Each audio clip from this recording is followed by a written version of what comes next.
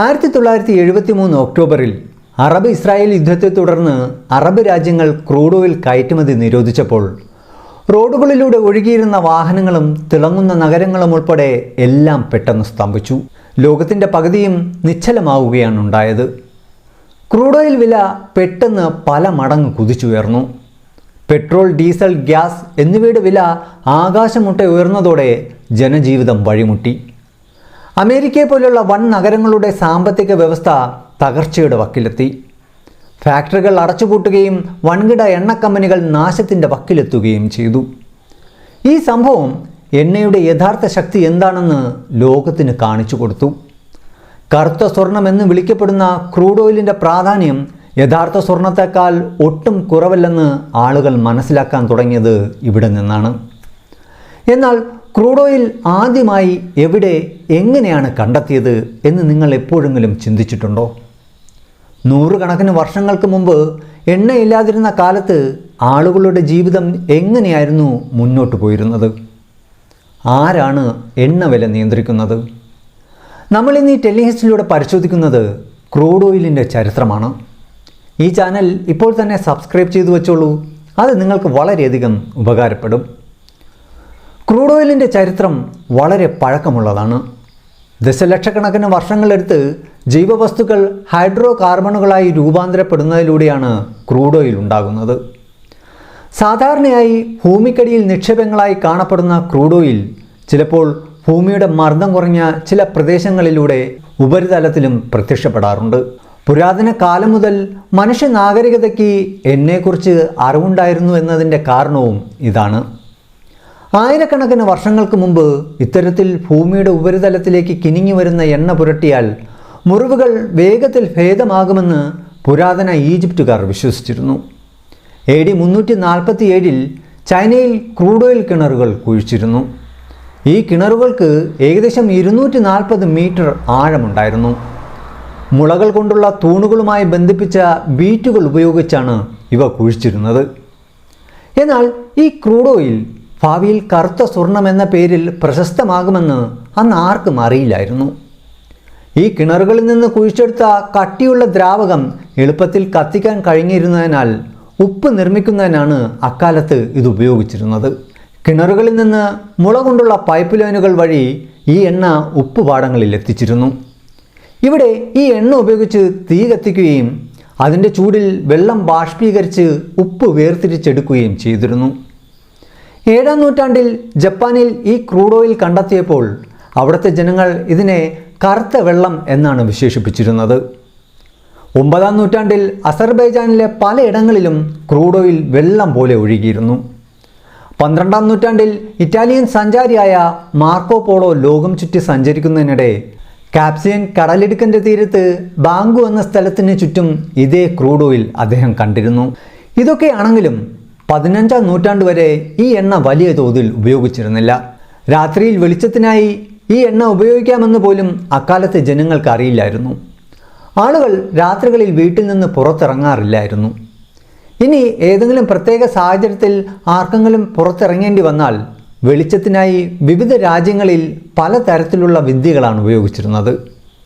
അക്കാലത്ത് ആളുകൾ പ്രത്യേകതരം മത്സ്യങ്ങളെയും പക്ഷികളെയും വേട്ടയാടി ദിവസങ്ങൾക്ക് മുന്നേ വീടുകളിൽ കൊണ്ടുവന്ന് സൂക്ഷിക്കുകയും പിന്നീട് അവയെ ഉണക്കി കത്തിച്ച് വെളിച്ചമുണ്ടാക്കുകയും ചെയ്തിരുന്നു.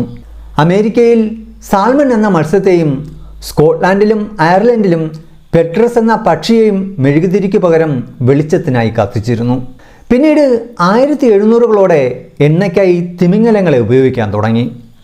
കടലിൽ നിന്ന് വൻതോതിൽ തിമിംഗലങ്ങളെ പിടിക്കുകയും ചെറിയ ഫാക്ടറികൾ സ്ഥാപിച്ച് അവയിൽ നിന്ന് എണ്ണ വേർതിരിച്ചെടുക്കുകയും ചെയ്തു. ഈ എണ്ണ ഉപയോഗിച്ച് വിളക്കുകൾ കത്തിക്കാനും പെർഫ്യൂമുകളും ലൂബ്രിക്കേഷനുകളും നിർമ്മിക്കാനും തുടങ്ങി. അമേരിക്കയിലെ ഭൂരിഭാഗം കപ്പലുകളും തിമിംഗലങ്ങളെ തേടി കടലിൽ ഇറങ്ങിയിരുന്നതിനാൽ തിമിംഗലങ്ങളിൽ നിന്ന് ഉൽപ്പാദിപ്പിക്കുന്ന ഈ എണ്ണയുടെ കുത്തക അമേരിക്കയ്ക്കായിരുന്നു. അക്കാലത്ത് തിമിംഗല എണ്ണ വ്യവസായം അമേരിക്കയിലെ 5ാമത്തെ ഏറ്റവും വലിയ വ്യവസായമായി മാറി. 1846 കനേഡിയൻ ശാസ്ത്രജ്ഞനായ എബ്രഹാം ഗെസ്നർ വെളിച്ചം നൽകുന്നതിനായി ഭൂമിയുടെ ഉപരിതലത്തിലേക്ക് കിണങ്ങിയിറങ്ങിയിരുന്ന ക്രൂഡ് ഓയിലിൽ നിന്ന് പുതിയൊരു എണ്ണ കണ്ടെത്തി. ഓയിൽ ഷെയിൽ, കൽക്കരി, ബിറ്റുമെൽ എന്നിവ ശുദ്ധീകരിച്ച് എളുപ്പത്തിൽ തീ കത്തിക്കാൻ കഴിയുന്ന ഒരു എണ്ണ അദ്ദേഹം നിർമ്മിച്ചെടുത്തു. ഇതിന് കരോസിൻ, അതായത് മണ്ണെണ്ണ എന്ന് പേരിട്ടു. മണ്ണെണ്ണയുടെ കണ്ടെത്തലോടെ ലോകത്ത് ഒരു പുതിയ വിപ്ലവം തന്നെ സംഭവിച്ചു. ഈ എണ്ണ നിർമ്മിക്കാൻ വളരെ കുറച്ച് വിഭവങ്ങൾ മാത്രമേ വേണ്ടി വന്നിരുന്നുള്ളൂ. അതിനാൽ തിമിംഗല എണ്ണയുമായി താരതമ്യം ചെയ്യുമ്പോൾ ഇതിൻ്റെ വില 15 മടങ്ങ് കുറവായിരുന്നു. ഇതിൻ്റെ ഫലമായി ക്രമേണ വലിയ തോതിൽ മണ്ണെണ്ണ നിർമ്മിക്കാൻ തുടങ്ങി. പല കമ്പനികളും ഈ മണ്ണെണ്ണയുടെ നിർമ്മാണ മേഖലയിലേക്ക് കടന്നു വന്നു. ഈ മണ്ണെണ്ണയുടെ സഹായത്തോടെ ആളുകൾ രാത്രിയിലും തെരുവുകളിൽ നടക്കാൻ തുടങ്ങി. കാരണം അപ്പോഴേക്കും തെരുവുകളിൽ മണ്ണെണ്ണ വിളക്കുകൾ സ്ഥാപിക്കാൻ തുടങ്ങിയിരുന്നു. മണ്ണെണ്ണ കണ്ടെത്തിയതിനു ശേഷം അതിനേക്കാൾ മികച്ച ഒരു എണ്ണയ്ക്കായുള്ള തിരച്ചിൽ ലോകത്ത് തുടർന്നുകൊണ്ടേയിരുന്നു. അങ്ങനെ ഇരിക്കെ 1858 അമേരിക്കൻ പടിഞ്ഞാറൻ പെൻസിൽവാനിയയിൽ ഉപ്പ് കിണറുകളിൽ നിന്ന് തുടർച്ചയായി കറുത്ത എണ്ണ പുറത്തേക്ക് വരുന്നത് ആദ്യമായി ആളുകളുടെ ശ്രദ്ധയിൽപ്പെട്ടു. തുടക്കത്തിൽ ഈ എണ്ണയുടെ സുഖകരമല്ലാത്ത ഗന്ധം കാരണം ആളുകൾ ഇത് കാര്യമായി ശ്രദ്ധിച്ചില്ല. എന്നാൽ പിന്നീട് ആ പദാർത്ഥത്തെ അവർ പെട്രോളിയമായി തിരിച്ചറിഞ്ഞു. ഈ ഒരു സമയത്താണ് ഒരു ബാങ്കിൻ്റെ പ്രസിഡൻ്റായിരുന്ന ജെയിംസ് ടൗൺസെൻഡ് എന്ന ഒരു വ്യക്തി പെട്രോളിയത്തിൽ നിന്ന് പണം സമ്പാദിക്കുന്നതിനെക്കുറിച്ച് ചിന്തിച്ചത്. എന്നാൽ അതിനെക്കുറിച്ച് കൂടുതൽ അറിയേണ്ടതും കൂടുതൽ ഗവേഷണം നടത്തേണ്ടതും അനിവാര്യമായിരുന്നു. ഇതിനായി അദ്ദേഹം സർവകലാശാലയിലെ ജൂനിയർ പ്രൊഫസറും രസതന്ത്ര വിദഗ്ധനുമായ ബെഞ്ചമിൻ സിലിമാനിനോട് ഉപ്പുകിണറുകളിൽ നിന്ന് ലഭിക്കുന്ന പെട്രോളിയം പരിശോധിച്ച് വിശകലനം ചെയ്യാൻ ആവശ്യപ്പെട്ടു. ഈ പരിശോധനയ്ക്ക് ശേഷം വളരെ അനുകൂലമായ ഒരു റിപ്പോർട്ടാണ് പുറത്തു വന്നത്. ഈ പെട്രോളിയം പദാർത്ഥം ഡിസ്റ്റിലേഷൻ ചെയ്താൽ, അതായത് വാറ്റിയെടുത്താൽ അതിൽ നിന്ന് മൂല്യവത്തായ മറ്റു ഉൽപ്പന്നങ്ങൾ ഉണ്ടാക്കാമെന്ന് ആ റിസർച്ച് റിപ്പോർട്ടിൽ വ്യക്തമാക്കിയിരുന്നു. ജെയിംസ് ടൗൺസെൻഡിന് ഇതിനെക്കുറിച്ച് നേരത്തെ തന്നെ ഒരു ധാരണയുണ്ടായിരുന്നു. അതുകൊണ്ടാണ് അദ്ദേഹം തൻ്റെ 2 മറ്റു സുഹൃത്തുക്കളുമായി ചേർന്ന് പെൻസിൽവാനിയ റോക്ക് ഓയിൽ കമ്പനി നേരത്തെ തന്നെ രൂപീകരിച്ചിരുന്നത്. എന്നാൽ ഇതിൻ്റെ ഓഹരികൾ അധികമൊന്നും വിറ്റുപോയിരുന്നില്ല. ഒരുപക്ഷെ അന്നുവരെ ആളുകൾക്ക് പെട്രോളിയം, മണ്ണെണ്ണ, പെട്രോൾ എന്നിവയുടെ വിലയെക്കുറിച്ചും ഉപയോഗത്തെക്കുറിച്ചും കൃത്യമായ ധാരണ ഉണ്ടാകാത്തതായിരിക്കാം ഇതിന് കാരണം. ഇതിനുശേഷം ജെയിംസ് ടൗൺസെൻഡ് റെയിൽവേ ജീവനക്കാരനായ എഡ്വിൻ ട്രാക്കെ എന്നയാളെ കണ്ടുമുട്ടുന്നു. എഡ്വിൻ ട്രാക്കയും ആ സമയങ്ങളിൽ എണ്ണ കണ്ടെത്താനുള്ള പര്യവേഷണങ്ങളിലായിരുന്നു. പെൻസിൽവാനിയയിലെ എണ്ണ പ്രദേശങ്ങൾ സന്ദർശിക്കാൻ ജെയിംസ് ടൗൺസെൻഡ് എഡ്വിൻ ട്രാക്കിനോട് അഭ്യർത്ഥിച്ചു. അവിടെ സന്ദർശിച്ച ശേഷം ക്രൂഡ് ഓയിലിൽ നിന്ന് വലിയൊരു സമ്പത്ത് തന്നെ ഉണ്ടാക്കാമെന്ന് എഡ്വിൻ ട്രാക്കെ ജെയിംസ് ടൗൺസെൻഡിനെ അറിയിച്ചു. ഈ വാക്കുകളിൽ ആവേശഭരിതനായ ജെയിംസ് ടൗൺസെൻഡ് തൻ്റെ പെൻസിൽവാനിയ റോക്ക് ഓയിൽ കമ്പനിയുടെ മുഴുവൻ ഓഹരികളും എഡ്വിൻ ട്രാക്കയ്ക്ക് വിൽക്കുകയും കൂടാതെ പെട്രോളിയം കിണറുകൾ കുഴിക്കുന്ന ജോലി ട്രാക്കയെ ഏൽപ്പിക്കുകയും അതിനായി അദ്ദേഹത്തിന് പ്രതിവർഷം അന്നത്തെ $1000 വാഗ്ദാനം ചെയ്യുകയും ചെയ്തു. ഇതിനുശേഷം എഡ്വിൻ ട്രാക്കെ സെനഗ ഓയിൽ കമ്പനി എന്ന പേരിൽ ഒരു പുതിയ കമ്പനി രൂപീകരിക്കുന്നു. ഈ കമ്പനിയുടെ ഏറ്റവും വലിയ ഓഹരി ഉടമയും എഡ്വിൻ ട്രാക്കെ തന്നെയായിരുന്നു. മെയ് മാസത്തിൽ ട്രക്ക് പെൻസിൽവാനിയയിലെ ടിറ്റ്സ്വില്ലയിലേക്ക് വരികയും അവിടെ എണ്ണ ഖനനം നടത്താൻ പദ്ധതിയിടുകയും ചെയ്തു. എന്നാൽ ഈ ജോലി അത്ര എളുപ്പമായിരുന്നില്ല. അതുവരെ അവിടുത്തെ ആളുകൾ കാണുകയോ കേൾക്കുകയോ അറിയുകയോ ചെയ്തിട്ടില്ലാത്ത ഒരു പ്രവൃത്തിയായിരുന്നു അദ്ദേഹം അവിടെ ചെയ്യാൻ ശ്രമിച്ചുകൊണ്ടിരുന്നത്.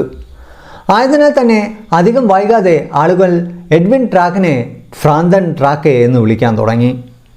എന്നാൽ അറിവില്ലാത്ത ജനങ്ങളുടെ പരിഹാസങ്ങൾക്ക് ചെവി കൊടുക്കാതെ എഡ്വിൻ ട്രാക്കെ ഒരു വിദഗ്ധനായ ഡ്രില്ലറെ അന്വേഷിച്ചുകൊണ്ടേയിരുന്നു. അങ്ങനെ ഇരിക്കെയാണ് വില്യം സ്മിത്ത് എന്നു പേരുള്ള ഒരു ഇരുമ്പ് പണിക്കാരനെ അദ്ദേഹം കണ്ടുമുട്ടുന്നത്. ആ ദിവസങ്ങളിൽ പ്രതിദിനം $2.5 പ്രതിഫലത്തിൽ വില്യം സ്മിത്ത് എഡ്വിൻ ട്രാക്കിനായി ജോലി ചെയ്യാൻ തുടങ്ങി. അദ്ദേഹത്തോടൊപ്പം 15 വയസ്സുള്ള മകനും ഈ ഉദ്യമത്തിൽ പങ്കുചേർന്നു. ഓയിലിനു വേണ്ടിയുള്ള ഖനനം നടത്തുന്നതിനായി വില്യം സ്മിത്ത് ഒരു അരുവിയുടെ കരയിൽ കുഴിക്കുമ്പോൾ തുടർച്ചയായി വെള്ളം അവിടെ ഇരച്ചു കയറാൻ തുടങ്ങി. ഇത് ഖനനത്തെ കാര്യമായി ബാധിച്ചു. ഈ പ്രശ്നം പരിഹരിക്കാൻ അവർ ആദ്യം വെള്ളം പമ്പ് ചെയ്ത് കളയാൻ ശ്രമിച്ചുവെങ്കിലും അത് വളരെ ബുദ്ധിമുട്ടാണെന്ന് അവർക്ക് മനസ്സിലായി. തുടർന്ന് വില്യം സ്മിത്തും എഡ്വിൻ ട്രാക്കയും ചേർന്ന് കാസ്റ്റൈൻ പൈപ്പുകൾ ഉപയോഗിച്ച് നേരിട്ട് അടിപ്പാറയിലേക്ക് ഡ്രില്ലിംഗ് ആരംഭിച്ചു. ഇതിലൂടെ വെള്ളം മുകളിലേക്ക് വരുന്നത് തടയാൻ അവർക്ക് കഴിഞ്ഞു. ഇതിനുശേഷം അവർ സ്റ്റീം എഞ്ചിൻ്റെ സഹായത്തോടെ ഖനനം നടത്തിയെങ്കിലും വലിയ വിജയമൊന്നും അപ്പോഴും ലഭിച്ചില്ല. എന്നാൽ അതൊരു പരാജയമായി കാണാൻ അവർ തയ്യാറായിരുന്നില്ല. അവർ അവരുടെ ജോലി തുറന്നുകൊണ്ടേയിരുന്നു. എഡ്വിൻ ട്രാക്കെ ആ ഖനന സ്ഥലത്ത് മേൽനോട്ടം നൽകാൻ ഉണ്ടായിരുന്നില്ലെങ്കിൽ പോലും അദ്ദേഹം ജോലി ഏൽപ്പിച്ച വില്യം സ്മിത്തും കൂട്ടരും കൃത്യമായി അവരുടെ ജോലി ചെയ്തുകൊണ്ടേയിരുന്നു. ഒടുവിൽ 1859 ഓഗസ്റ്റ് 27 ശനിയാഴ്ച വില്യം സ്മിത്ത് ഖനനം ചെയ്തുകൊണ്ടിരുന്ന ആ കുഴിയുടെ ആഴം ഏതാണ്ട് 69 അടി താഴ്ചയിലെത്തിയിരുന്നു. അതുവരെ പുറത്തേക്ക് വന്നിരുന്ന മണ്ണും ചെളിയും കലർന്ന മിശ്രിതങ്ങൾ മാറി കറുത്ത കട്ടിയുള്ള ദ്രാവകം പുറത്തു വരാൻ തുടങ്ങി. പിറ്റേന്ന് ഞായറാഴ്ച കഴിഞ്ഞുള്ള തിങ്കളാഴ്ച എഡ്വിൻ ട്രാക്കെ ഈ ഖനനം ചെയ്യുന്ന പ്രദേശത്ത് എത്തിയപ്പോൾ സ്മിത്തും സംഘവും നിരവധി ജാറുകളിലും ബാരലുകളിലും ഡബ്ബകളിലുമായി ക്രൂഡ് ഓയിൽ നിറച്ചു വച്ചിരിക്കുന്നത് അദ്ദേഹം കണ്ടു. നിരവധി പരാജയങ്ങൾക്ക് ശേഷം ടെസ്വില്ലിൽ നിന്ന് 11 കിലോമീറ്റർ അകലെയുള്ള ഒരു ഗ്രാമപ്രദേശത്ത് ആദ്യമായി ക്രൂഡ് ഓയിൽ പുറത്തെടുത്തിരിക്കുന്നു. പെട്ടെന്ന് തന്നെ ഈ വാർത്ത പ്രദേശം മുഴുവൻ പരന്നു. ടെസ്വില്ലിൻ്റെ വിവിധ ഭാഗങ്ങളിൽ എണ്ണ ഖനനം ആരംഭിക്കുകയും വലിയ തോതിൽ എണ്ണ പുറത്തെടുക്കുകയും ചെയ്തു. ചുരുങ്ങിയ ദിവസങ്ങൾക്കുള്ളിൽ ഈ നഗരം മുഴുവൻ ഓയിൽ സിറ്റി എന്ന പേരിൽ അറിയപ്പെടാൻ തുടങ്ങി. തുടക്കത്തിൽ ഇവിടെ 4500 ബാരൽ എണ്ണയാണ് ഉൽപ്പാദിപ്പിച്ചത്. എന്നാൽ 4 വർഷങ്ങൾക്കുള്ളിൽ, അതായത് 1862ഓടെ ഇവിടെ 30 ലക്ഷം ബാരൽ എണ്ണ ഉൽപ്പാദിപ്പിക്കാൻ തുടങ്ങി. പെൻസിൽവാനിയയിൽ എണ്ണ ഉൽപ്പാദനം ആരംഭിച്ചതോടെ അമേരിക്കയിലാകെ എണ്ണ വിപ്ലവം തന്നെ ഉണ്ടായി. പെൻസിൽവാനിയയിൽ മാത്രം പലയിടങ്ങളിലായി എണ്ണ കിണറുകൾ കുഴിക്കാൻ തുടങ്ങി. പതിയെ കാലിഫോർണിയ, ഒക്ലഹോമ, ടെക്സാസ് എന്നിവിടങ്ങളിലും ക്രൂഡ് ഓയിൽ കിണറുകൾ കുഴിക്കാൻ തുടങ്ങി. ഈ 3 സംസ്ഥാനങ്ങളിൽ നിന്നുമായി അമേരിക്കയിൽ ഏകദേശം 26 ദശലക്ഷം ബാരൽ ക്രൂഡ് ഓയിൽ ഉൽപ്പാദിപ്പിക്കാൻ തുടങ്ങി. 1900 ആകുമ്പോഴേക്കും ഈ ഉൽപ്പാദനം പ്രതിവർഷം ഏകദേശം 64 ദശലക്ഷം ബാരലായി വർദ്ധിച്ചു. ഇതോടൊപ്പം സ്റ്റൗ ഫ്യൂവൽ, ലൂബ്രിക്കേഷനുകൾ, മണ്ണെണ്ണ തുടങ്ങിയ 200-ലധികം എണ്ണ ഉൽപ്പന്നങ്ങളുടെ ഓയിൽ ബൈ പ്രോഡക്ട്സും ഉൽപ്പാദനവും വിപണനവും ഇവിടെ ആരംഭിച്ചു. വളരെ പെട്ടെന്ന് തന്നെ അമേരിക്ക ലോകത്തിലെ ഏറ്റവും വലിയ എണ്ണ ഉൽപ്പാദക രാജ്യമായി മാറി. അമേരിക്കയിൽ അതിവേഗം വളരുന്ന എണ്ണ ബിസിനസ് കണ്ട് ലോകമെമ്പാടുമുള്ള എല്ലാ രാജ്യങ്ങളും എണ്ണയ്ക്കായുള്ള തിരച്ചിൽ ആരംഭിച്ചു. തങ്ങളുടെ നാട്ടിലും എണ്ണ കണ്ടെത്തിയിരുന്നുവെങ്കിൽ എന്ന് എല്ലാ രാജ്യങ്ങളും ആഗ്രഹിച്ചു. ചില രാജ്യങ്ങളിൽ ഗവൺമെൻറ്റുകൾ എണ്ണ ഗവേഷണത്തിനായി പണം ചെലവഴിച്ചപ്പോൾ മറ്റ് ചിലയിടങ്ങളിൽ യൂറോപ്യൻ കമ്പനികൾ എണ്ണ തിരയുന്ന തിരക്കിലായിരുന്നു. 20-ാം നൂറ്റാണ്ടിൻ്റെ തുടക്കത്തോടെ എണ്ണയ്ക്കായുള്ള ഈ അന്വേഷണം മിഡിൽ ഈസ്റ്റിലും എത്തിച്ചേർന്നു. ബ്രിട്ടീഷ് ഭൂഗർഭശാസ്ത്രജ്ഞനായ ജോർജ് ബെർണാൾഡ് റെയ്നോഡ് തുടർച്ചയായി 10 വർഷക്കാലം പേർഷ്യയുടെ വിവിധ ഭാഗങ്ങളിൽ പോയി എണ്ണ കണ്ടെത്താനുള്ള സാധ്യതകൾ അന്വേഷിച്ചു. ഒടുവിൽ 1908 പേർഷ്യയിൽ, അതായത് ഇന്നത്തെ ഇറാനിലും ക്രൂഡ് ഓയിൽ കണ്ടെത്തി. ക്രൂഡ് ഓയിൽ കണ്ടെത്തിയത് വഴി ഈ പ്രദേശം മുഴുവൻ ഒരു ബ്രിട്ടീഷ് കമ്പനിയായ ആംഗ്ലോ പേർഷ്യൻ ഓയിൽ കമ്പനിയുടെ കുത്തകയായി മാറി. ഈ കമ്പനി എണ്ണ ശുദ്ധീകരിച്ച് ലോകത്തെ മറ്റ് രാജ്യങ്ങളിലേക്ക് വിതരണം ചെയ്തിരുന്നു. പിന്നീട് ഈ കമ്പനിയുടെ ഭൂരിഭാഗം ഓഹരികളും ബ്രിട്ടീഷ് ഗവൺമെൻറ് വാങ്ങിയതിനാൽ ഇറാനിൽ നിന്ന് ലഭിക്കുന്ന ക്രൂഡ് ഓയിലിൻ്റെ മുഴുവൻ ലാഭവും ബ്രിട്ടീഷ് ഗവൺമെൻറ്റിന് ലഭിക്കാൻ തുടങ്ങി. ബ്രിട്ടീഷ് കമ്പനിയുടെ ഈ നടപടിയിൽ പ്രതിഷേധിച്ച് ഇറാൻ ബ്രിട്ടീഷുകാർക്കെതിരെ തിരിയുകയും ഇരു രാജ്യങ്ങളും തമ്മിൽ സംഘർഷാവസ്ഥ ആരംഭിക്കുകയും ചെയ്തു. ഈ സംഘർഷം പരിഹരിക്കുന്നതിനായി ഒടുവിൽ 1931 ആംഗ്ലോ പേർഷ്യൻ ഓയിൽ കമ്പനിയും ഇറാനും തമ്മിൽ ഒരു കരാർ ഒപ്പുവെച്ചു. ഇതനുസരിച്ച് ബ്രിട്ടീഷുകാർ ഇറാന് ഒരു നിശ്ചിത തുക നൽകുമെന്നും പകരമായി 60 വർഷക്കാലത്തേക്ക് ഇറാൻ അവരുടെ ബിസിനസ്സിൽ ഇടപെടില്ലെന്നും ഒരു പാട്ടക്കരാർ തീരുമാനിച്ചു. അങ്ങനെ ഇറാന് ചുറ്റുമുള്ള ക്രൂഡ് ഓയിലിൻ്റെ പൂർണ്ണ നിയന്ത്രണം ബ്രിട്ടീഷുകാരുടെ കൈകളിലായി. എന്നാൽ ബ്രിട്ടീഷുകാരുടെ ഈ സ്വേച്ഛാധിപത്യം അധികകാലം നീണ്ടു നിന്നില്ല. തങ്ങളുടെ രാജ്യത്തെ പ്രകൃതി വിഭവങ്ങൾ ഉപയോഗിച്ച് ബ്രിട്ടീഷുകാർ എല്ലാ ലാഭവും കൊള്ളയടിക്കുന്നതാണെന്ന് ഇറാന് വൈകാതെ മനസ്സിലായി. അങ്ങനെ 1951 ഇറാൻ രാജ്യത്തെ എല്ലാ എണ്ണ വ്യവസായങ്ങളെയും ദേശസാൽക്കരിക്കുകയും, അതായത് നാഷണലൈസേഷൻ ചെയ്യുകയും ആംഗ്ലോ പേർഷ്യൻ ഓയിൽ കമ്പനിയുടെ എല്ലാ വിഭവങ്ങളും സ്വന്തം നിയന്ത്രണത്തിലാക്കുകയും ചെയ്തു. ഇറാനിലെ ക്രൂഡ് ഓയിലിൻ്റെ ലഭ്യത മിഡിൽ ഈസ്റ്റിലെ മറ്റ് പ്രദേശങ്ങളിലേക്കും എണ്ണ കിണറുകൾക്കായുള്ള തിരച്ചിൽ ആരംഭിച്ചു. ഈ തിരച്ചിലിൻ്റെ ഭാഗമായി 1938 അരാംകോ എന്നറിയപ്പെടുന്ന അറേബ്യൻ അമേരിക്കൻ ഓയിൽ കമ്പനി എന്ന അമേരിക്കൻ കമ്പനി സൗദി അറേബ്യയിലെത്തി. അക്കാലത്ത് എങ്ങും മരുഭൂമി മാത്രം കാണപ്പെട്ടിരുന്ന സൗദി അറേബ്യ ലോകത്തിലെ ഏറ്റവും ദരിദ്രമായ രാജ്യങ്ങളിലൊന്നായാണ് കണക്കാക്കപ്പെട്ടിരുന്നത്. വരണ്ട ഭൂമിയിൽ കൃഷിക്കായി ഈന്തപ്പഴം മാത്രമേ ഉണ്ടായിരുന്നുള്ളൂ. ഭൂരിഭാഗം ആളുകൾക്കും തൊഴിലിനായി മറ്റ് രാജ്യങ്ങളിലേക്ക് കുടിയേറേണ്ടി വന്നിരുന്നു. മക്കയിലും മദീനയിലും എത്തുന്ന ഇസ്ലാമിക തീർത്ഥാടകരിലൂടെ രാജ്യത്തിന് അല്പം വരുമാനം ലഭിച്ചിരുന്നു. എന്നാൽ നല്ലൊരു ജീവിതം നയിക്കാൻ മാത്രം സമ്പത്ത് സൗദി അറേബ്യക്കാർക്ക് ഉണ്ടായിരുന്നില്ല. അങ്ങനെ ഇരിക്കെയാണ് 1938 അമേരിക്കൻ കമ്പനിയായ അരാംകോ സൗദി അറേബ്യയിലെ ദമാൻ എന്ന സ്ഥലത്ത് ആദ്യമായി എണ്ണ കണ്ടെത്തി. കമ്പനി എവിടെയെല്ലാം ഡ്രില്ലിംഗ് ആരംഭിച്ചാലും അവിടെയെല്ലാം എണ്ണ ലഭിച്ചുകൊണ്ടേയിരുന്നു എന്നത് ആശ്ചര്യകരമായ കാര്യമായിരുന്നു. ആ പ്രദേശം മുഴുവൻ എണ്ണക്കിണറുകൾ കുഴിക്കാൻ തുടങ്ങി. എണ്ണ ഒരു സ്ഥലത്ത് നിന്ന് മറ്റൊരു സ്ഥലത്തേക്ക് റിഫൈനറിലേക്ക് കൊണ്ടുപോകുന്നതിനായി ട്രാൻസ്പോർട്ട് ലൈനുകൾ സ്ഥാപിച്ചു. 1944 ഈ പ്രദേശങ്ങളിൽ നിന്നെല്ലാം എണ്ണ വേർതിരിച്ചെടുക്കാനുള്ള ചുമതല ആരാംകോയ്ക്ക് നൽകി. ഇതോടെ സൗദി അറേബ്യയുടെ മുഖച്ഛായ തന്നെ മാറി. പട്ടിണിയും ദാരിദ്ര്യവും കൊണ്ട് വലങ്ങിരുന്ന സൗദി അറേബ്യ ചുരുങ്ങിയ സമയം കൊണ്ട് സമ്പന്നമായി. സൗദി അറേബ്യ വളരെ വേഗം പുരോഗതി പ്രാപിക്കുകയും ലോകത്തിലെ ഏറ്റവും സമ്പന്നമായ രാജ്യങ്ങളുടെ പട്ടികയിൽ ഇടം നേടുകയും ചെയ്തു. വില കൂടിയ വാഹനങ്ങൾ ഇവിടെയുള്ള ജനങ്ങളുടെ ഒരു വലിയ താല്പര്യമായി മാറി. ഒരു റിപ്പോർട്ട് അനുസരിച്ച് 2016 വരെ സൗദി അറേബ്യയിൽ നിന്ന് 90 ബില്യൺ ബാരൽ എണ്ണ വേർതിരിച്ചെടുത്തിട്ടുണ്ട്. 2014 റിപ്പോർട്ടുകൾ പ്രകാരം സൗദി അറേബ്യയുടെ കരുതൽ ശേഖരത്തിൽ ഇപ്പോഴും 267 ബില്യൺ ബാരൽ എണ്ണയുണ്ടെന്നാണ് കണക്കാക്കുന്നത്. സമാനമായി 19ാം നൂറ്റാണ്ടിൻ്റെ അവസാനത്തോടെ റഷ്യ പോലുള്ള നിരവധി രാജ്യങ്ങളിലും ക്രൂഡ് ഓയിൽ കണ്ടെത്തിയിരുന്നു. ലോകത്ത് എവിടെയൊക്കെ ക്രൂഡ് ഓയിൽ കണ്ടെത്തുകയോ അവിടെയെല്ലാം അത് ആ രാജ്യത്തിൻ്റെ സമ്പദ് വ്യവസ്ഥയുടെ അടിസ്ഥാനമായി മാറി. പരമാവധി എണ്ണ ഉൽപ്പാദിപ്പിക്കാനും ലോകമെമ്പാടും കയറ്റുമതി ചെയ്യാനും അതുവഴി തങ്ങളുടെ GDP വർദ്ധിപ്പിക്കാനും ഓരോ രാജ്യങ്ങളും ആഗ്രഹിച്ചു. ഈ സമയത്ത് എണ്ണയുടെ ഉൽപ്പാദനം ആഗോളതലത്തിൽ കൂടുകയും ആവശ്യക്കാർ കുറയുകയും ചെയ്തു. അതിനാൽ കൂടുതൽ കയറ്റുമതി ചെയ്യാനുള്ള മത്സരത്തിൽ മറ്റുള്ള രാജ്യങ്ങളെക്കാൾ കുറഞ്ഞ വിലയ്ക്ക് ക്രൂഡ് ഓയിൽ കയറ്റുമതി ചെയ്യാൻ പോലും രാജ്യങ്ങൾ തയ്യാറായി. ഈ അമിതമായ കയറ്റുമതി കാരണം എണ്ണ ഉൽപ്പാദക രാജ്യങ്ങൾക്കിടയിൽ മത്സരം വർദ്ധിക്കാൻ തുടങ്ങി. ഈ കടുത്ത മത്സരം കാരണം എണ്ണ കയറ്റുമതി ചെയ്യുന്ന എല്ലാ രാജ്യങ്ങൾക്കും വലിയ നഷ്ടം സംഭവിക്കാൻ തുടങ്ങി. അതിനാൽ 1960 സെപ്റ്റംബറിൽ നടന്ന ബാഗ്ദാദ് സമ്മേളനത്തിൽ 5 രാജ്യങ്ങൾ ചേർന്ന് ഒരു ഗ്രൂപ്പ് രൂപീകരിച്ചു. ഇതിന് OPEC, അതായത് organisation of the petroleum exporting countries എന്ന് പേരിട്ടു. ഈ ഗ്രൂപ്പിൽ അംഗങ്ങളായ രാജ്യങ്ങൾ എത്രത്തോളം എണ്ണ ഉൽപ്പാദിപ്പിക്കണമെന്നും അത് ഏത് വിലയ്ക്ക് കയറ്റുമതി ചെയ്യണമെന്നും ഈ സംഘടനയാണ് തീരുമാനിക്കുന്നത്. എന്നാൽ റഷ്യയും അമേരിക്കയും OPECയിൽ നിന്ന് വിട്ടുനിൽക്കുകയും തങ്ങളുടെ എണ്ണയുടെ വില സ്വന്തമായി തീരുമാനിക്കുമെന്ന് അവർ വ്യക്തമാക്കുകയും ചെയ്തു.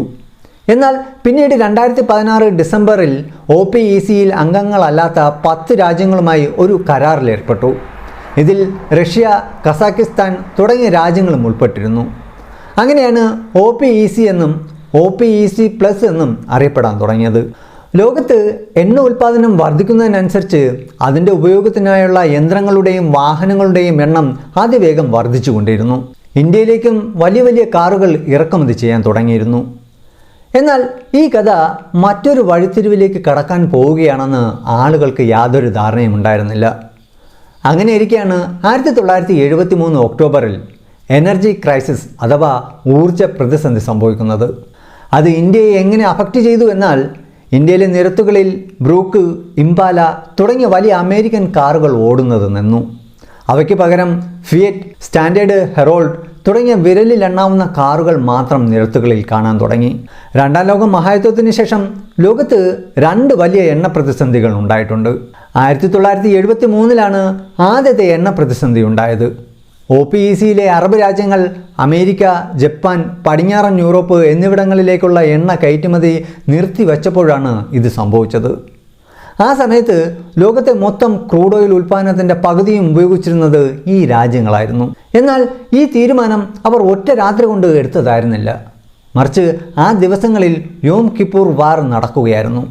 അതായത് 1967 യുദ്ധത്തിൽ ഇസ്രായേൽ പിടിച്ചെടുത്ത പ്രദേശങ്ങൾ തിരിച്ചു പിടിക്കുക എന്ന ലക്ഷ്യത്തോടെ അറബ് സഖ്യം ഇസ്രായേലുമായി നടത്തിയ യുദ്ധമാണ് 1973 അറബ് ഇസ്രായേൽ യുദ്ധം. ഈ യുദ്ധത്തെ യും കിപ്പൂർ വാർ എന്നാണ് അറിയപ്പെടുന്നത്. ഇതിൽ സിറിയയും ഈജിപ്തും ഇസ്രായേലിനെതിരെ പോരാടുകയായിരുന്നു. അറബ് രാജ്യങ്ങൾ എക്കാലത്തും ഇസ്രായേലിന് എതിരെയായിരുന്നു. എന്നാൽ പടിഞ്ഞാറൻ രാജ്യങ്ങളും അമേരിക്കയും ജപ്പാനും ഈ യുദ്ധത്തിൽ ഇസ്രായേലിനെ പിന്തുണയ്ക്കുകയായിരുന്നു. ഇതിലുള്ള അതൃപ്തി പ്രകടിപ്പിച്ചുകൊണ്ട് OPECയിലെ അറബ് രാജ്യങ്ങൾ ഈ രാജ്യങ്ങൾക്ക് മേൽ എണ്ണ കയറ്റുമതി നിരോധനം ഏർപ്പെടുത്തുകയായിരുന്നു. തുടക്കത്തിൽ ഈ നിരോധനം പ്രധാനമായും Canada, Japan, Netherland, UK, US എന്നിവിടങ്ങളിൽ മാത്രമായി പരിമിതപ്പെടുത്തിയിരുന്നു.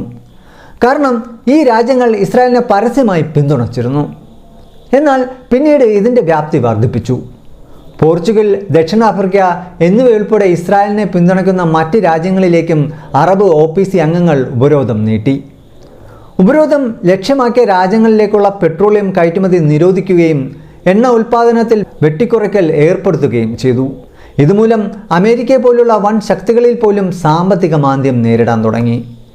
ഈ ഉപരോധം ഏകദേശം 5 മാസത്തോളം നീണ്ടുനിന്നു. ഇത് ലോകമെമ്പാടും ഉണ്ടാക്കിയ ആഘാതം പ്രതീക്ഷിക്കാത്തതായിരുന്നു. ആഗോളതലത്തിൽ ഈ എണ്ണ പ്രതിസന്ധിക്ക് വലിയ ആഘാതമാണ് ഉണ്ടാക്കാൻ കഴിഞ്ഞത്.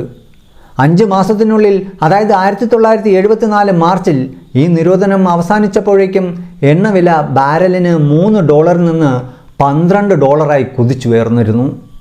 ഇതിനിടയിൽ 1974 അമേരിക്ക ഈ എണ്ണ പ്രതിസന്ധി മൂലം ഏറ്റവും കൂടുതൽ ദുരിതമനുഭവിക്കുന്ന 30 വികസ്വര രാജ്യങ്ങളുടെ ഒരു പട്ടിക തയ്യാറാക്കിയിരുന്നു. നിർഭാഗ്യവശാൽ ആ പട്ടികയിൽ 1-ാം സ്ഥാനത്ത് ഇന്ത്യയായിരുന്നു. ഇതിനുശേഷം സാഹചര്യം മെച്ചപ്പെട്ടു വരികയായിരുന്നു. എന്നാൽ ഏതാനും വർഷങ്ങൾക്ക് ശേഷം 1979 മറ്റൊരു വലിയ എണ്ണ പ്രതിസന്ധി കൂടി ഉണ്ടായി. ഇതിൻ്റെ പ്രധാന കാരണം ഇറാനിൽ നടന്നുകൊണ്ടിരുന്ന ഇറാനിയൻ വിപ്ലവമായിരുന്നു. ഇറാനിൽ സാമൂഹിക അശാന്തി വളരെ മോശമായി പടർന്നിരുന്നു. അതുമൂലം ഇറാനിയൻ എണ്ണ വ്യവസായം വലിയ തകർച്ച നേരിട്ടിരുന്നു. ഇറാനിലെ എണ്ണ ഉൽപ്പാദനം ഗണ്യമായി കുറഞ്ഞു. എണ്ണ ഉൽപ്പാദനത്തിലുണ്ടായ ഈ കുറവ് മൂലം ലോകത്ത് വലിയ പ്രതിസന്ധി ഉണ്ടാവുകയും എണ്ണവില വലിയ തോതിൽ വർദ്ധിക്കുകയും ചെയ്തു. ഇതിനുശേഷം ഇറാൻ-ഇറാഖ് യുദ്ധം ആരംഭിച്ചതോടെ സ്ഥിതി കൂടുതൽ വഷളായി. 1981 എണ്ണവില ബാരലിന് $32 വരെയായി ഉയർന്നു. 2020 ക്രൂഡ് ഓയിൽ വില പെട്ടെന്ന് നെഗറ്റീവായി. ചരിത്രത്തിൽ ആദ്യമായാണ് ഇങ്ങനെ സംഭവിച്ചത്. 2020 ഏപ്രിലിൽ ബാരലിന് $18 ആയിരുന്ന എണ്ണവില 2020 മെയ് മാസത്തോടെ -$37 ഇടിഞ്ഞു. ക്രൂഡ് ഓയിൽ വിലയിലുണ്ടായ ഈ പെട്ടെന്നുള്ള ഇടിവിനുള്ള പ്രധാന കാരണം കോവിഡ് മഹാമാരിയായിരുന്നു. ലോകമെമ്പാടുമുള്ള മിക്ക വ്യവസായങ്ങളും അടച്ചുപൂട്ടപ്പെട്ടു. വാഹനങ്ങൾ വീടുകളിൽ ഒതുങ്ങി. എണ്ണ ഇറക്കുമതി ചെയ്യുന്ന രാജ്യങ്ങൾ എണ്ണ ഇറക്കുമതി കുറച്ചു.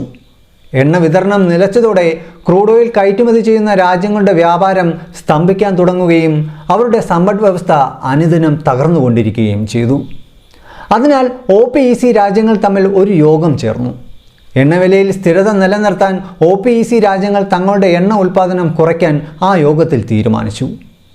ഈ മീറ്റിംഗിന് ശേഷം OPEC രാജ്യങ്ങൾ തങ്ങളുടെ സഖ്യകക്ഷികളോട്, അതായത് OPEC+ രാജ്യങ്ങളോട് എണ്ണ ഉൽപ്പാദനം കുറയ്ക്കാൻ ആവശ്യപ്പെട്ടു.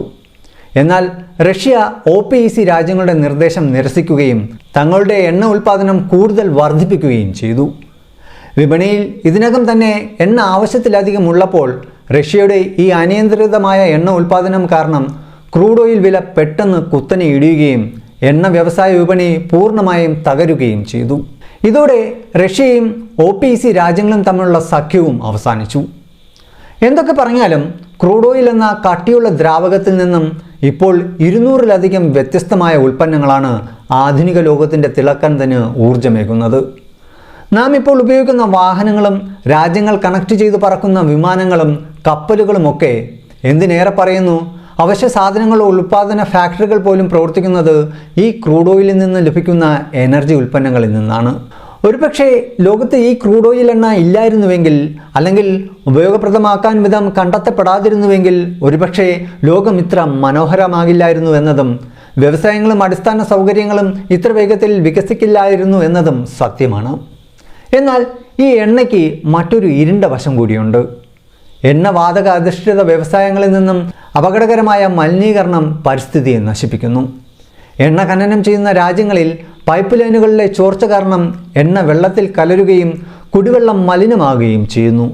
ഇത് കാരണം ജലത്തിൽ വസിക്കുന്ന ജീവജാലങ്ങൾ ഒന്നടക്കം ഇല്ലാതായിക്കൊണ്ടിരിക്കുകയാണ്. എണ്ണയ്ക്കായുള്ള തിരച്ചിലിൽ വലിയ കാടുകൾ വെട്ടി നശിപ്പിക്കപ്പെടുന്നു. ഇതുമൂലം വന്യമൃഗങ്ങൾക്കും ജീവഹാനി സംഭവിക്കുന്നു. അതുപോലെ എണ്ണയുടെയും വാതകത്തിൻ്റെയും ശുദ്ധീകരണ പ്രക്രിയയിലൂടെ പാരിസ്ഥിതിക പ്രശ്നങ്ങൾ സൃഷ്ടിക്കപ്പെടുന്നു. ഒരു ഘട്ടത്തിൽ ഭൂമിയിലെ ക്രൂഡ് ഓയിൽ ഇല്ലാണ്ടായാൽ എന്ത് സംഭവിക്കും എന്ന ചിന്തയിൽ നിന്നാകാം ശാസ്ത്രലോകം പുതിയ ഊർജ്ജ സ്രോതസ്സുകൾ തേടിക്കൊണ്ടിരിക്കുന്നത്. അത്തരമൊരു തേടലുകളിൽ നിന്നാണ് സൗരോർജ്ജ സോളാറുകളും ഹരിത ഊർജത്തിലേക്കും പുനരുൽപ്പാദിപ്പിക്കാവുന്ന ഊർജങ്ങളിലേക്കും ലോകം ചുവടുമാറുന്നത്. വിപണിയിൽ അതിവേഗം ഇലക്ട്രിക് വാഹനങ്ങൾ എത്തിക്കൊണ്ടിരിക്കുന്നു. എണ്ണ ഉൽപ്പാദനത്തിൽ സ്വയം പര്യാപ്തത കൈവരിച്ച നോർവേ പോലുള്ള രാജ്യങ്ങൾ പോലും ഇപ്പോൾ കൂടുതലായി ഇലക്ട്രിക് വാഹനങ്ങളാണ് ഉപയോഗിക്കുന്നത്. ക്രൂഡ് ഓയിൽ പല ദരിദ്ര രാജ്യങ്ങളെയും സമ്പന്നമാക്കിയിട്ടുണ്ട്, ദാരിദ്ര്യം മാറ്റിയിട്ടുണ്ട്, മനുഷ്യരുടെ സ്വപ്നങ്ങൾക്ക് ചിറകേകിയിട്ടുണ്ട്. ഇന്നത്തെ മനുഷ്യ ജീവിതത്തിൽ ഒഴിച്ചുകൂടാൻ കഴിയാത്ത ഒരു കറുത്ത ദ്രാവകമാണ് ക്രൂഡ് ഓയിൽ. ഈ വീഡിയോ നിങ്ങൾക്ക് ഉപകാരപ്രദമായെന്ന് വിശ്വസിക്കുന്നു. ഈ വീഡിയോയെക്കുറിച്ചുള്ള നിങ്ങളുടെ അഭിപ്രായങ്ങൾ കമൻറ്റ് ചെയ്യാൻ മറക്കരുത്. ഈ ചാനൽ ഇപ്പോൾ തന്നെ സബ്സ്ക്രൈബ് ചെയ്തു വെച്ചോളൂ. അത് നിങ്ങൾക്ക് വളരെയധികം ഉപകാരപ്പെടും. വളരെ വ്യത്യസ്തവും കൗതുകവും നിറഞ്ഞ മറ്റൊരു വീഡിയോയുമായി നമുക്ക് വീണ്ടും കാണാം. അതുവരെയ്ക്കും it's me Aneesh Robinson signing of.